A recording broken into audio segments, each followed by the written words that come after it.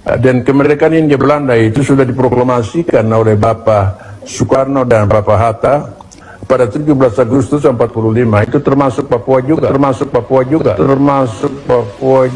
Ketika dia berangkat ke Belanda pada tahun 1963 dengan satu sumpah bahwa dia tidak akan menginjakan kakinya di Papua Barat kalau Papua itu masih diduduki oleh Indonesia. Selama dia di Belanda, dia berpandangan bahwa sikap dia itu adalah atas nama HAM untuk warga Papua. Tetapi ketika dia mendengar penjelasan dari Presiden Kennedy bahwa Indonesia dan OAP telah dicurangi, ditipu oleh Belanda, bahwa Papua itu terpisah dari Nusantara, dia menjadi sadar sikap dia selama puluhan tahun itu ternyata sebuah kesalahpahaman. Kemudian kembali ke pangkuan Ibu Pertiwi, menyatakan sumpah setia terhadap NKRI. Ketika para pendiri OPM itu telah kembali ke pangkuan Ibu Pertiwi, semestinya para komplotan bersenjata KKB OPM itu juga menyadari bahwa mereka telah salah paham.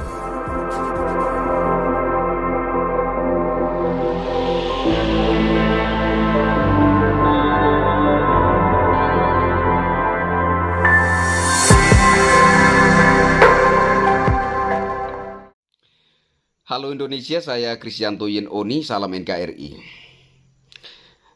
Kali ini pertama-tama buat mereka yang mengecam saya, ya. Apapun itu, menurut saya kalian adalah orang-orang yang pro KKB OPM.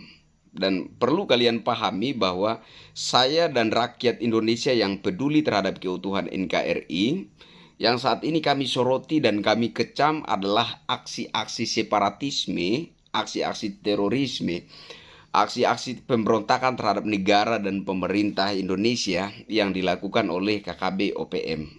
Begitu. Karena menurut saya secara pribadi ya, menurut saya aksi-aksi separatisme KKB OPM ini bukanlah representasi daripada keseluruhan warga Papua. Oke, saya tegaskan sekali lagi. Aksi-aksi separatisme KKB OPM ini bukan sama sekali representasi daripada keseluruhan warga Papua, ya. Dan saya juga berpandangan bahwa aksi-aksi separatisme pemberontakan KKB OPM terhadap negara dan pemerintah Indonesia ini sama sekali bukan atas nama HAM. Sekali lagi saya tegaskan, sama sekali bukan atas nama HAM.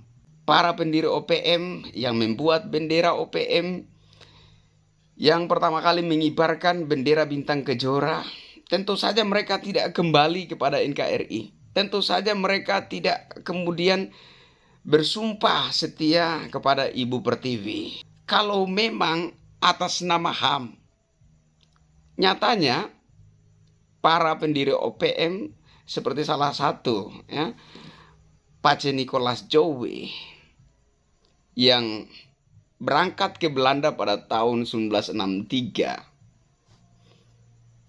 dengan satu sumpah, ya, dia berangkat ke Belanda dengan sumpah bahwa tidak akan pernah kembali ke Papua Barat tepatnya, kalau Papua itu masih diduduki oleh Indonesia katanya.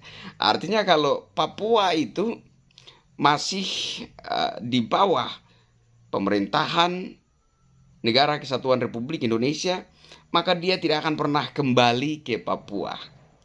Itu sumpah seorang Pace Nicholas Jowe, pendiri OPM, yang membuat bendera OPM, yang pertama kali mengibarkan bendera OPM.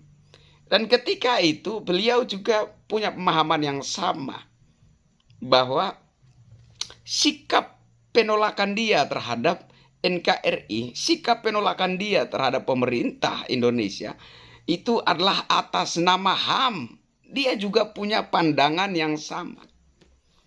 Sehingga dia berangkat ke Belanda pada tahun 1963 dengan satu sumpah bahwa dia tidak akan menginjakan kakinya di Papua Barat kalau Papua itu masih diduduki oleh Indonesia. Tetapi pada Maret 2009 dia kembali ke Indonesia, kembali ke tanah Papua, tertelungkup dan mencium tanah Papua di bandara. Dan kemudian kembali ke pangkuan Ibu Pertiwi, menyatakan sumpah setia terhadap NKRI. Selama dia di Belanda, dia berpandangan sikap dia itu adalah atas nama HAM untuk warga Papua. Tetapi ketika dia mendengar penjelasan dari Presiden Kennedy bahwa Indonesia dan OWAP telah dicurangi, ditipu oleh Belanda. Belanda telah secara licik saja menipu Indonesia dan OWAP bahwa Papua itu terpisah dari Hindia Belanda, bahwa Papua itu terpisah dari Nusantara. Ketika dia mendengar informasi tersebut, dia menjadi sadar sikap dia selama puluhan tahun itu ternyata sebuah kesalahpahaman. Sehingga ketika dia kembali ke Papua, dia tertelungkup dan mencium tanah. Kemudian kembali ke pangkuan Ibu Pertiwi, menyatakan sumpah setia terhadap NKRI.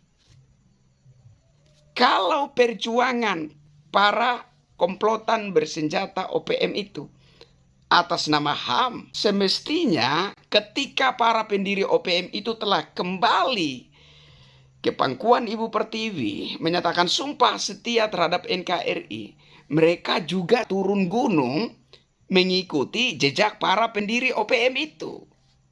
Logikanya seperti itu. Kalau benar-benar perjuangan mereka itu atas nama HAM, maka ketika para pendiri OPM itu kembali ke pangkuan Ibu Pertiwi menyatakan sumpah setia terhadap NKRI, semestinya mereka juga mengikuti jejak para pendiri OPM. Karena para pendiri OPM sudah sadar bahwa selama puluhan tahun mereka telah salah paham. Semestinya para komplotan bersenjata KKB OPM itu juga menyadari bahwa mereka telah salah paham. Tetapi mereka tidak mau menyadari itu dan mereka terus bergerilya di hutan, melakukan aksi-aksi separatisme, melakukan aksi-aksi pemberontakan terhadap negara dan pemerintah Indonesia, bahkan sampai merembet mengintimidasi warga sipil, menganiaya bahkan membunuh warga sipil, memperkosa warga sipil, dan lain sebagainya. Artinya apa? Artinya mereka melakukan pemberontakan demi sebuah kepentingan. Kepentingan apa? Saya kira jelas, kepentingan asing yang tamak serakah, yang rakus akan kekayaan alam bumi Nusantara. Saya kira itu jelas sekali. Dan saya pikir bahwa sudah saatnya warga Papua menyadari hal ini dan kemudian membangun rasa cinta terhadap NKRI. Ya. Terkait persoalan pelanggaran HAM berat dan lain-lain yang terjadi di masa lalu, kita bisa perjuangkan. Tetapi kita akan perjuangkan itu sebagai putra-putri Indonesia. Kita akan perjuangkan itu sebagai anak-anak bangsa Indonesia. Anak-anak Ibu Pertiwi yang merasa berhak mendapatkan keadilan. Begitu. Jangan mau kita itu ditipu oleh asing. Ya. Mereka tidak benar-benar peduli dengan kita. Mereka tidak benar-benar merasa ibah terhadap kita. Mereka hanya memanfaatkan emosi rakyat.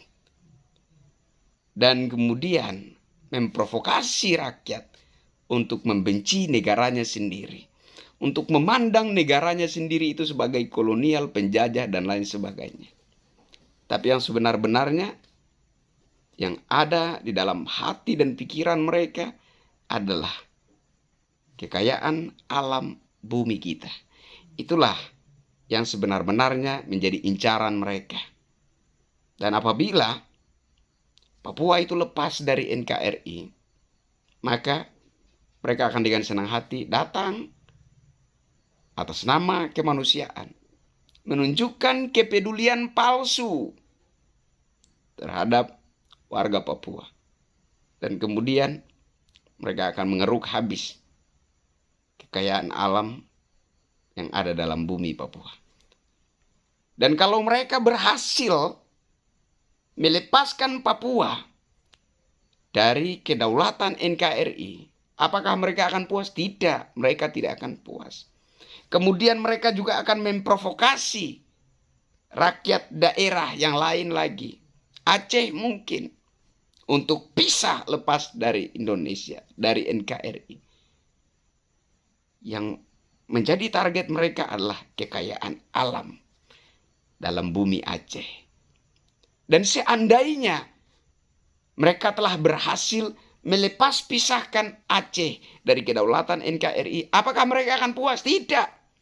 Mereka akan memprovokasi warga daerah lain lagi. Sulawesi misalkan. Dan apabila Sulawesi itu juga lepas terpisah dari kedaulatan NKRI, sama, mereka akan datang untuk mengeruk kekayaan alam yang ada di dalam bumi Sulawesi. Apabila Sulawesi lepas dari kedaulatan NKRI, apakah mereka akan puas? Tidak. Mereka kemudian akan memprovokasi warga Kalimantan untuk lepas pisah dari kedaulatan NKRI. Yang mereka incar adalah kekayaan alam yang ada di dalam bumi Kalimantan. Begitulah trik mereka. Seperti ilustrasi yang kemarin saya tunjukkan dengan menggunakan alat peraga sapu lidi. Satu helai itu namanya lidi. Tapi ketika menjadi satu kebat itu namanya sapu lidi. Lidi mudah sekali dipatahkan. Tapi ketika dalam satu ikatan, satu kebat, dalam bentuk sapu lidi, sulit sekali untuk dipatahkan. Nah, mereka paham sekali bahwa kekuatan bangsa Indonesia adalah persatuan. Nah, bagaimana supaya kekuatan kedaulatan bangsa ini mudah untuk dipatah-patahkan? Maka harus lepas satu demi satu. Baru akan mudah untuk dipatah-patahkan. Yang mereka incar semata-mata adalah harta kekayaan alam yang ada di dalam bumi kita, bumi Nusantara. Bumi Nusantara ini kaya raya dengan hasil kekayaan alamnya. Dan ini harus kita jaga. Dengan cara apa kita menjaganya? Jagalah persatuan dan kesatuan bangsa.